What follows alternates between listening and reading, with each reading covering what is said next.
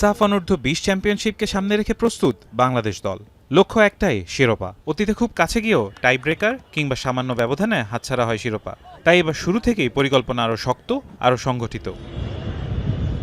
ঢাকায় নতুন কোচের অধীনে রুদ্ধদ্বার অনুশীলন সেরেছে যুবারা। ফিটনেস, টেকনিক কিংবা ট্যাকটিক্স সবকিছুতেই কোচের চাহিদা মতো কাজ করেছে ছেলেরা। খেলোয়াড়দের শারীরিক সক্ষমতার পাশাপাশি মানসিক দৃঢ়তাও বাড়ানোর চেষ্টা করেছে ম্যানেজমেন্ট। অধিনায়কের কণ্ঠে চলল আত্মবিশ্বাসের বাণী।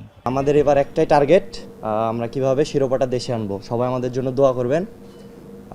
কোচ আছে, কোচ আমাদের উনি যেভাবে যা বলছে আমরা সেভাবেই করার ট্রাই করছি।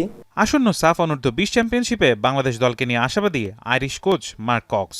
দলের সামর্থ্যের উপর পুরোমাত্রায় বিশ্বাস আছে তার।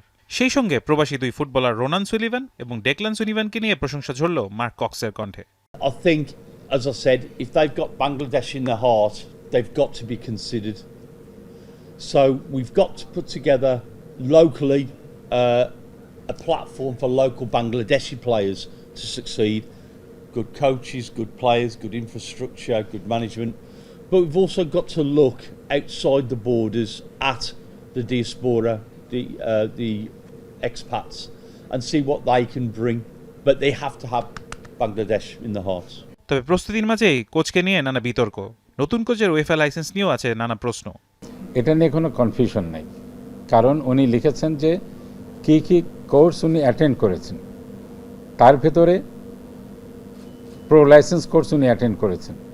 কোয়ালিফিকেশন উনি স্পষ্টভাবে লিখেছেন উনি UFR A grade licence holder, এবং প্রফেশনাল কোর্স উনি পার্ট 1 কমপ্লিট করেছেন। সব মিলে সাফ মিশনে বাংলাদেশ দল আত্মবিশ্বাসী। হার না মানার দৃঢ় মানসিকতা থাকলে এবার স্বপ্ন পূরণ সম্ভব চ্যাম্পিয়ন হওয়ার। ফারহান ইহসান, এখন, ঢাকা।